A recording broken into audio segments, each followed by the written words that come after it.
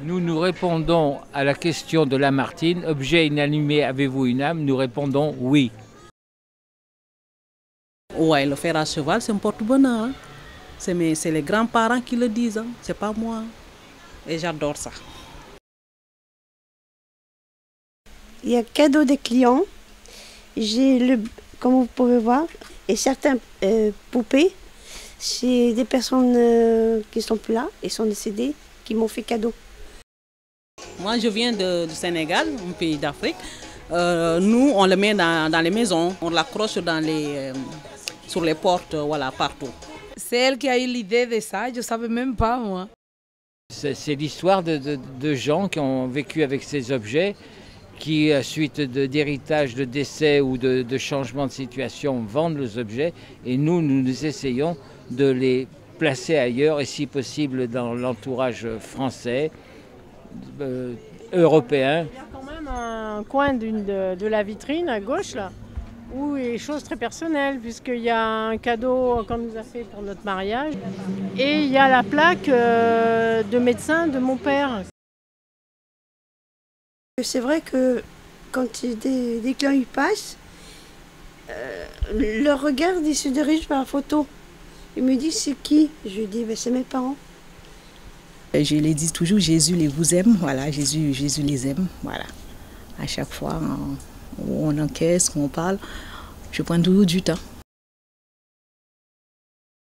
Dès qu'on rentre, vraiment, on ressent vraiment cette paix, cette joie, cette espérance. Le plus souvent, les gens ont envie, des fois, ils viennent juste pour dire bonjour, ils s'assoient, ils communiquent, il y a toujours quelque chose qui les attire. Mais c'est la lumière de Christ.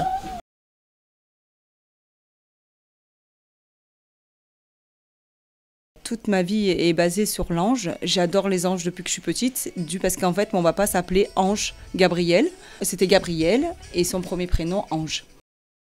Avec un ange, on se sent en bien-être, en confiance. L'univers du manga, c'est ma génération, c'est la vie. T'allais à l'école, tu rentrais vite en courant, tu regardais Dorothée, Dragon Ball Z, Ken, c'est les héros de ma jeunesse, quoi. C'est vraiment, ouais, on a grandi avec, quoi. C'est une deuxième famille, quoi.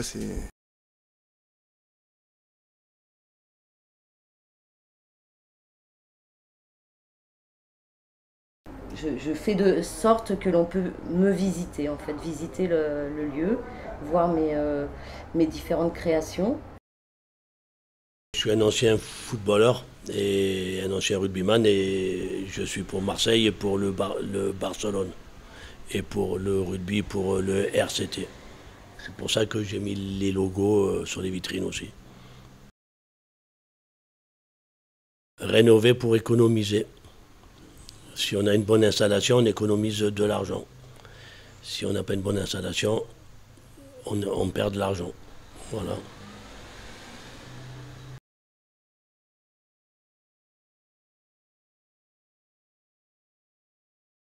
Les vacances, pas possible d'avoir des grandes vacances. Parce que, allô, tu nous manques, tu sais quand que tu viens. Donc, les vacances, on n'en prend pas. On prend juste une journée de vacances et on s'en va pas trop loin et on revient.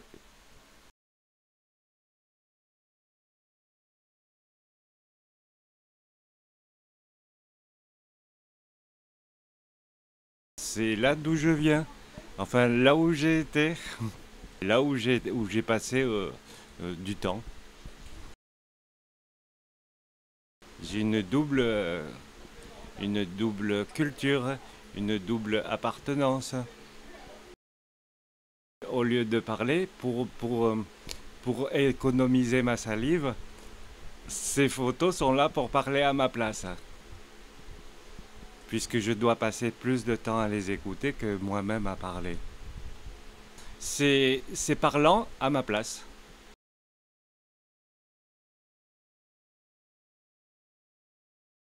Comme ce sont des cadeaux des clients, c'est pas tellement ma personnalité, c'est un peu toute celle qui passe ici.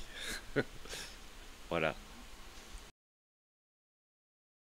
Et il y a des enfants qui jouent avec le boulier.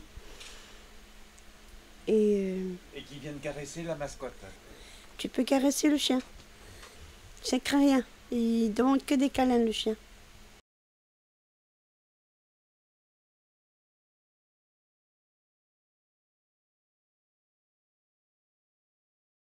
Éphémère, ça peut vouloir dire un mois, une semaine, un an, pourquoi pas 2 ans. Le temps n'a pas de prise. Et il est écrit en 2 fois, donc on a le mot éphémère et le côté effet et plus loin mère. Et la mer, on sait que niveau bien-être, c'est ressourçant, c'est apaisant, c'est une reconnexion entre la nature et soi.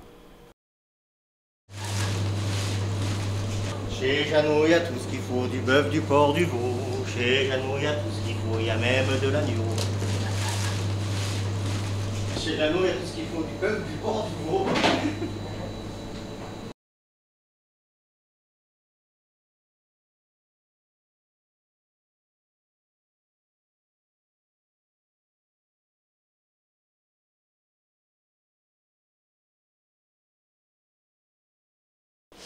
Venez vous faire plaisir. Un moment cocooning, seul, à plusieurs, mère-fille, entre copines. Profitez de ce moment de détente pour vous.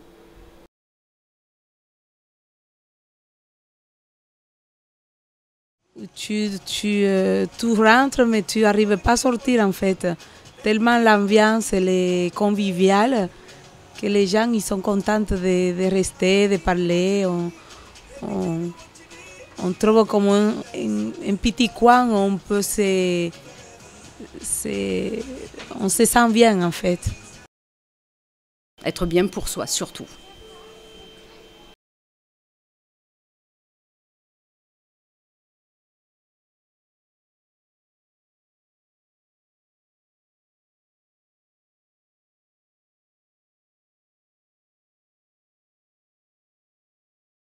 Prendre soin de soi dans un confort cocooning.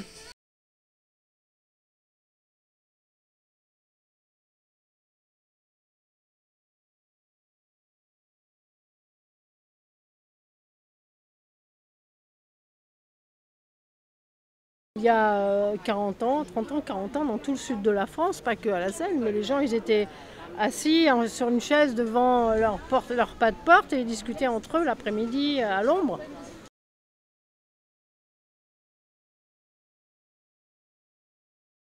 Je préfère m'exposer en pleine nature, comme ça c'est mieux. Oui. En pleine nature dans la rue? Au départ, on était dans la rue. On est resté 2-3 ans dans la rue Evenos, sur le trottoir. On se rejoignait juste en bas du Secours catholique. Il y a une petite place où les parents ils allaient s'asseoir l'après-midi, papoter. Alors c'est là où on se retrouvait. Comme on dirait les autres, on a squatté les lieux. On a osé. Oui, oui.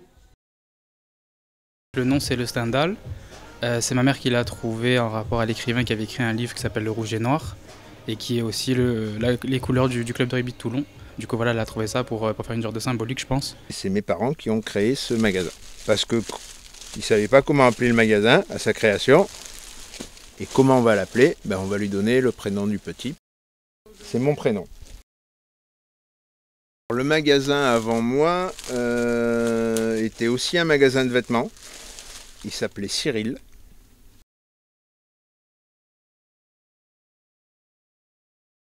Cette boîte aux lettres au départ était pour empêcher les automobilistes de se garer devant l'entrée du magasin. Maintenant, du fait de la piétonisation arbitraire, il y a plein de gens qui ne passent plus devant le magasin.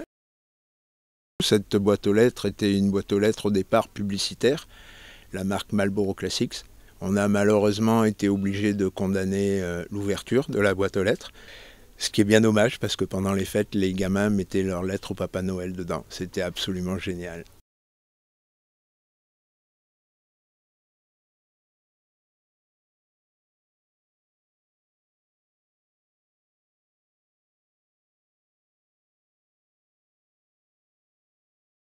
Moi, je suis née à la rue Gambetta, où j'ai connu le magasin Philippe. Pour le coup, j'étais très très enfant. C'est vrai qu'on était voisins. Sa famille habitait en face de notre ancien magasin. Ah ben aujourd'hui, comme on dit, je reviens un petit peu aux racines. Je pense que je suis une des dernières arrivées au centre-ville. Et du coup, j'ai commandé l'enseigne et je l'attends les jours à venir. Je vais changer l'enseigne. Le nom Michel. Je vais pas mettre mon nom dessus. Hein. Mais après, voilà, ça sera quelque chose qui sera dans la couture aussi. Hein. Pour m'approprier justement, vu que ça fait 11 ans maintenant que j'ai repris. On a le magasin depuis 1904. C'est ma grand-mère qui l'a fondé. Oui. Après, ça a été mes parents. Et puis nous.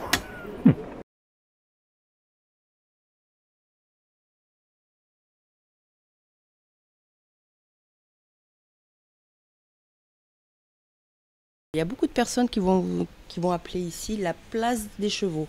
Parce qu'avant, c'était le forgeron. Moi, le forgeron, je l'ai connu il y a 34 ans. C'était ces dernières années. J'ai juste vu la forge parce qu'elle y était encore, mais je n'ai pas connu les chevaux.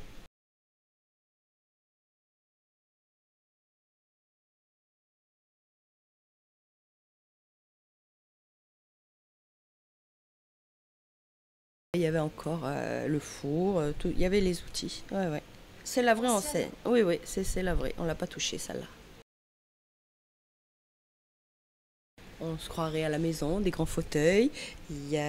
Après, j'ai Roger l'antiquaire qui m'a donné plein de choses, des cornemuses, voilà, pour faire un petit style cocooning. L'hiver, c'est très agréable.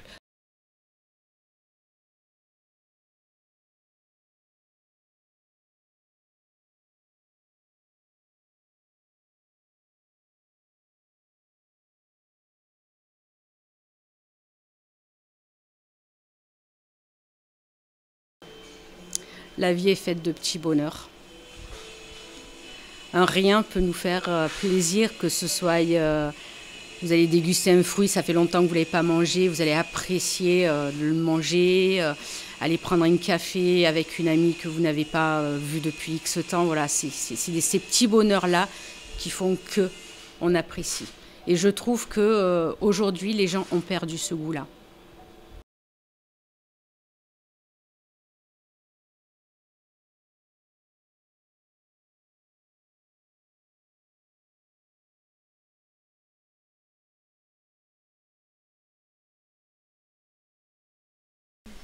Ça manque beaucoup aux gens, ça, le contact humain.